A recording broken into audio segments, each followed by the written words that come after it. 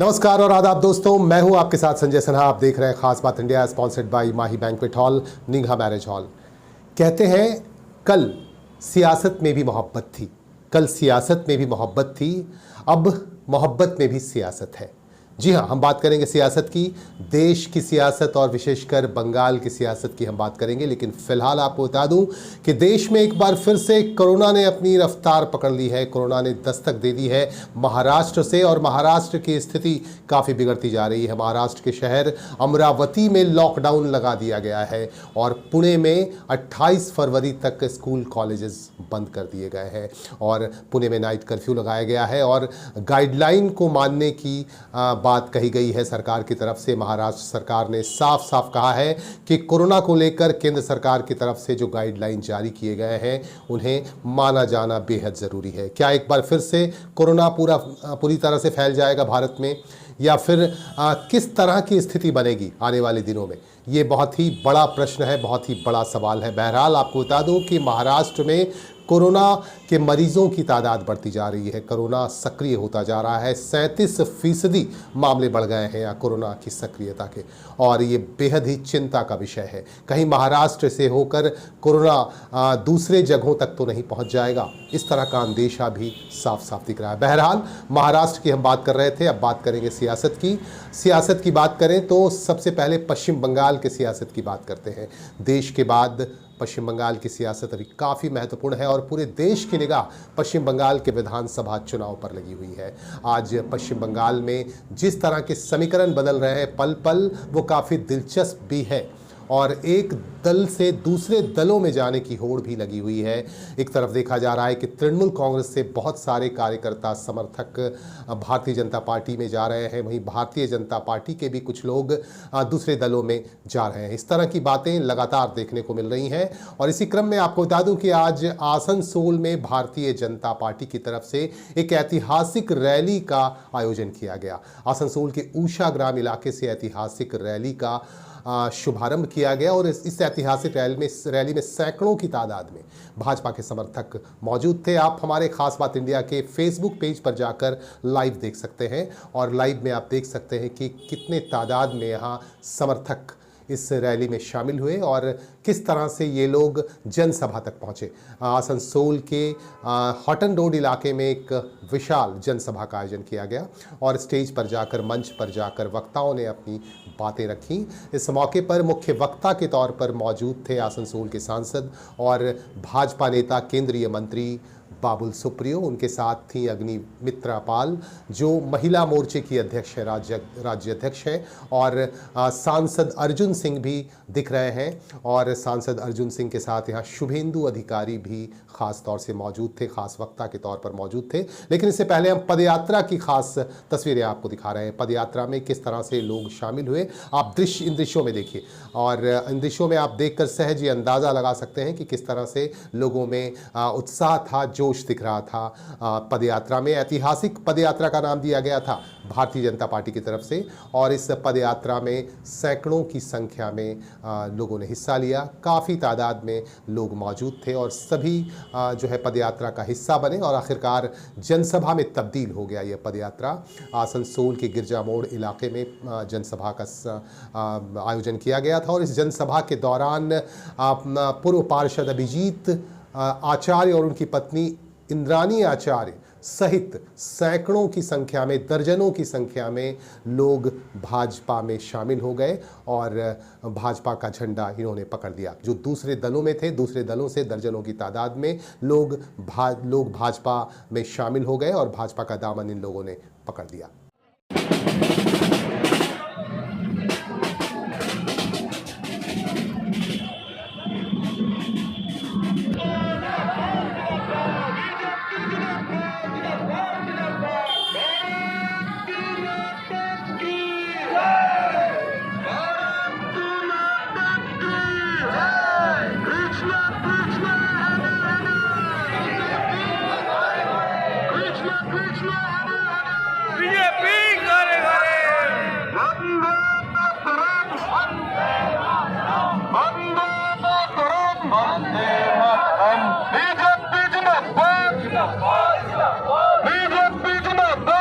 जिंदाबाद जिंदाबाद केंद्र मंत्री बादल सुप्रियो जिंदाबाद जिंदाबाद जिंदाबाद आजाद तेलंगाना कूड़ेदार बादल सुप्रियो जिंदाबाद जिंदाबाद जिंदाबाद भारत की माता की 2.20 लाख करोड़ के आकार का बजट पेश होना है बिहार सरकार की तरफ से और लोग उम्मीदें लगाए बैठे हैं, बड़ी बड़ी उम्मीदें लगाए बैठे हैं कि आखिर इस बजट में किस तरह का फ़ायदा दिया जाएगा आम लोगों को, मध्यम वर्गीय लोगों को, और आत्मनिर्भर भारत को किस हद तक पेश किया जाना है बजट में। कल बजट होना है, सोमवार को बजट पेश किया जाएगा बिहार सरकार की तरफ से, नीतीश सरकार की तरफ से ये बजट पेश किया जा रहा है। और इस बजट को कितना नकारेंगे लोग, कितना स्वीकारेंगे लोग, इस पर भी सवाल उठ रहे हैं। बहरहाल हमें इंतज़ार करना पड़ेगा कि बिहार सरकार की तरफ से जो बजट पेश किया जा रहा है कितना हद तक लोग उसे एक्सेप्ट कर पाएंगे, स्वीकार कर पाएंगे।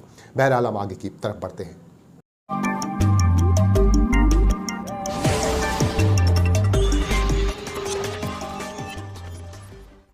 बंगाल में विधानसभा चुनाव की तारीखों का अब तक ऐलान भी नहीं हुआ है कि केंद्रीय सुरक्षा वाहिनी के जवान यहां पहुंचने शुरू हो गई हैं।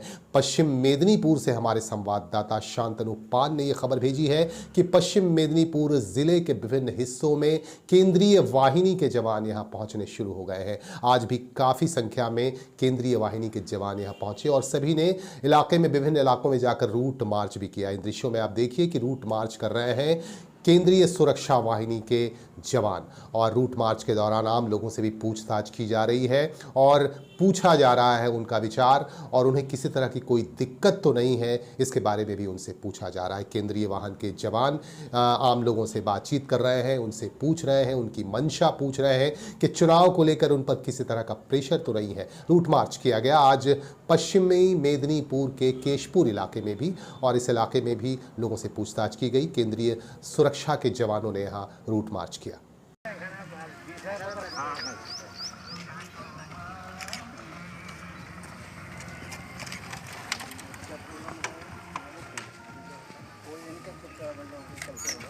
आपका खुद का ये तो हिंदी नहीं जानेगा ना, गांव का अपना खुद का कल्चर होगा प्रोग्राम। ये कब से कोई ऐसा आपको परेशान करना ठीक था?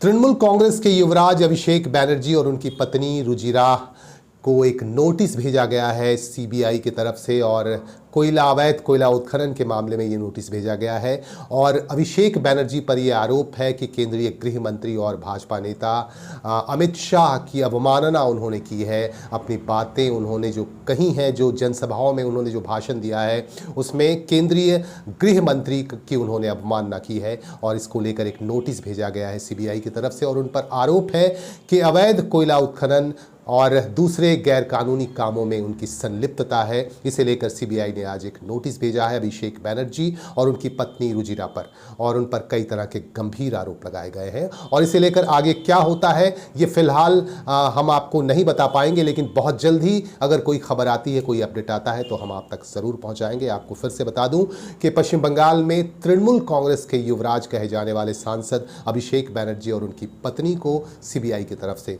नोटिस भेज दिया गया है।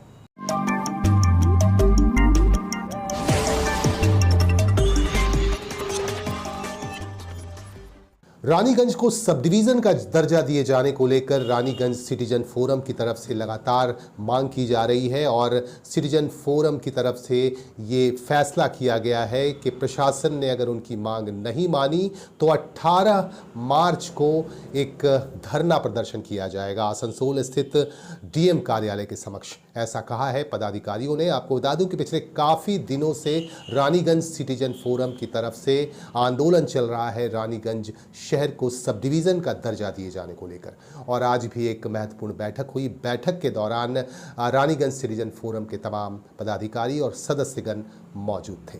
रानीगंज पे करना चाहिए कि हम लोग ये देखा जब रानीगंज शहर सब डिवीजन था, रानीगंज का जो म्यूनिसिपल टाउन, छोटा टाउन था, छोटा शहर था, सबको म्यूनिसिपलिटी से जो काम बहुत आसानी से सबको मिल जाता था। वही टाइम में रानीगंज सिटीजन्स फोरम हम लोग धरना दिया था कि भाई हम लोग का पास, हम लोग का शहर ये जो म्यूनसिपल टाउन छीन के मत आसानसोल ले जाए। तो कॉर्पोरेशन बन गई, लोग बोला है ये कॉर्पोरेशन बना है तो बहुत सा रानीगंज का तरक्की होगा, रानीगंज आगे बढ़ेगा, ऐसा मंत्री सब हम लोग का बताया। तो हो गया कॉर्पोरेशन बराबर होने, तो हम लोग क्या देखा कि डेवलपमेंट कहाँ हो रहा, ARD में आसानसोल दुर्गा क्यों उधर सब डिविजन है, सरकार का जितना पैसा है सभी ARD में जा, ADDA मतलब ARD, रानीगंज फणीगंज इसमें कोई बात नहीं, जिसमें कि भला हो सके और हमारे आम नागरिकों की हितों की रक्षा हो सके, ये प्रयास रानीगंज सिटीजन फोरम 2007 से लगातार ही करता आ रहा है। चूँकि आज की मीटिंग में सभा में बहुत से ऐसे नए लोग भी हैं जो कि शायद रानीगंज सिटीजन फोरम के नाम से अवगत ना हो, इसलिए मैं ये बातें आपको बता रहा हूँ। जब हमारे रानीगंज की म्यूनसिपैलिटी का विलय आसनसोल म्यूनसिपल कॉरपोरेशन में किया गया था, तो रानीगंज सिटीजन फोरम ही एक ऐसी संस्था थी जो एक धरने पे बैठे थी और इसका पुरजोर विरोध किया था। कुल्टी में स्नेहेर पोरोश नामक एक सामाजिक संस्था की तरफ से सामाजिक कार्य किए गए। यहाँ मुफ्त स्वास्थ्य जांच शिविर का आयोजन किया गया। इस मुफ्त स्वास्थ्य जांच शिविर के दौरान लोगों के स्वास्थ्य की जांच की गई और उन्हें दवाइयाँ भी दी गई। इस संदर्भ में हमारे संवाददाता ने संस्था के पदाधिकारियों से बात की। आज के प्रोग्रामটা হচ্ছে কি? আজ এখানে যে স্বাস্থ্য ক্যাম্পের ব্যবস্থা করা হয়েছে, স্বাস্থ্য শিবিরের ব্যবস্থা করা হয়েছে, আমি যে 40টি গরিব বাচ্চা থেকে পড়াই এমন তাদের জন্য এবং গ্রামবাসীদের জন্য আজকে স্বাস্থ্য সেবার ব্যবস্থা করেছি। চাই আগামী দিনে আরও কিছু ব্যবস্থা করার জন্য, যাতে সব গ্রামবাসীরা আমার পাশে এসে দাঁড়ায়। তাহলে এটা কি মানে প্রত্যেক মাস চলবে? হেলথ চেকআপটা কি যে প্রত্যেক মাস এখানে চলবে? হ্যাঁ হ্যাঁ একদম মানে সামাজিক কাজ হবে? একদম। কত কি মানে এখানে ডিপার্টমেন্টটা বসেছে, কি চেকআপ হবে আজকে? এখানে blood group, blood sugar, HCG, BP সবই। আপনার পরিচয়? আমার নাম মানব। RMP चिकित्सकों की ये मांग है कि उन्हें भी सरकार की तरफ से वैज्ञानिक तरीके से इलाज करने की सुविधा प्रदान की जाए। इसे लेकर RMP से जुड़ी एक संस्था है। इस संस्था की तरफ से लगातार आंदोलन किए जा रहे हैं। आपको बता दूं कि रूरल मेडिकल प्रैक्टिशनर्स एसोसिएशन की तरफ से लगातार इस पर कार्यक्रम का आयोजन किया जा रहा है और इस तरह की मांग की जा रही है सरकार से। आज भी रानीगंज में रूरल मेडिकल प्रैक्टिशनर्स एसोसिएशन की तरफ से एक कार्यक्रम का आयोजन किया गया रानीगंज में, और इस दौरान संस्था से जुड़े तमाम सदस्यगण पदाधिकारी मौजूद थे। ज़्यादातर सदस्य डॉक्टर्स हैं, RMP डॉक्टर्स हैं। RMP डॉक्टर्स की ये संस्था है और इस संस्था की तरफ से लगातार आंदोलन किया जा रहा है और अपने इस मांग को लेकर लगातार ज्ञापन भी सौंपे जा रहे हैं सरकार को, लेकिन अभी तक उनकी मांग पर किसी तरह की कोई कार्रवाई नहीं हुई है। बहरहाल हम आपको दिखा रहे हैं कि यहाँ किस तरह का कार्यक्रम किया गया और हमारे संवाददाता ने पदाधिकारी से बातचीत की। मैं आपका स्वागत, मैं जाहिद अनवर। इस वक्त मैं मौजूद हूँ रानीगंज के आई हॉस्पिटल के करीब, जहां RMPA की तरफ से डॉक्टर एसोसिएशन की तरफ से यहां पर ही बैठक की गई। आइए जानते हैं, हमारे साथ मौजूद है डॉक्टर विकास राउत, उनसे पूरे डिटेल्स लेते हैं यहाँ कार्यक्रम क्या चल रही है। सर, खास बात इंडिया में आपका स्वागत। पहले आप लोग सभी को धन्यवाद। आज का प्रोग्राम एक RMPA का प्रोग्राम है। ये तीसरी वार्षिक सभा है। यहाँ पर सभी रानीगंज और आसनसोल के सभी मेंबर हैं, RMPA मेंबर हैं, और सभी को वार्षिक सभा में धन्यवाद देता हूं जो यहाँ पर उपस्थित हुए और इस प्रोग्राम को सफल बनाने में अपना योगदान दिए। इस प्रोग्राम का मकसद यही है कि हर RMP को वैज्ञानिक चिकित्सक द्वारा उत्तेजित करना और प्रेरित करना, और हम लोग का ये मकसद ये और भी है कि पैसा तो कमाना है ही, लेकिन समाज सेवा भी साथ साथ करना है। तो सभी आज ये बैठक का मेन वजह क्या है? मेन वजह है हम लोग का वार्षिक सभा। मेन वजह यह है कि पूरा हिसाब किताब किस तरह से स्कूल चलाया जाए, किस तरह से RMP संगठन को बढ़ाया जाए और किस तरह से सामाजिक कार्य किया जाए, उसी के लेकर चर्चा होती है। अच्छा, डॉक्टरों में कुछ कंडीशन हो सरकार द्वारा, कुछ ऐसा कंडीशन हो, उसको दूर करने के लिए आप लोग कुछ बातें? हम लोग एक्चुअल में RMP हैं। RMP हम लोग का सबसे बड़ा सरकार से मांग है कि हम लोग को भी जिस तरह हर जगह ये मिलता है, उस तरह हम लोग का भी कुछ सरकार की तरफ से सहायता मिले ताकि हम लोग आगे बढ़ सके और समाज में आगे बढ़ करके सेवा कर दे सके। आपका नाम परिचय sir? Vikas Raut, block adviser, district adviser. Corona vaccine देने का सिलसिला चल रहा है। केंद्रीय सरकार की तरफ से विभिन्न शहरों और विभिन्न इलाकों में रहने वाले कोरोना योद्धाओं को कोरोना वैक्सीन दिए जा रहे हैं। इसी क्रम में रानीगंज में भी यहाँ के कोरोना योद्धाओं, यहाँ के पुलिस के जवानों, डॉक्टर्स को, चिकित्सा कर्मचारियों को और सिविक वॉलंटियर्स को वैक्सीन दिए गए। और इस मौके पर जो है काफ़ी उत्साह भी दिख रहा था सिविक वॉलंटियर्स में, पुलिस के जवानों में, कर्मचारियों में। इन्हें वैक्सीन दिए गए ताकि ये महफूज रह सकें, ये सुरक्षित रह सकें। आपको बता दूं कि केंद्रीय सरकार की तरफ से विभिन्न शहरों में, विभिन्न इलाकों में वैक्सीन दिए जा रहे हैं और सबसे पहले कोरोना योद्धाओं को वैक्सीन दिए जा रहे हैं। उसके बाद आम लोगों तक भी यह वैक्सीन जरूर पहुंचेगा। और इन दृश्यों में आप देख सकते हैं कि यहाँ वैक्सीनेशन का काम चल रहा है।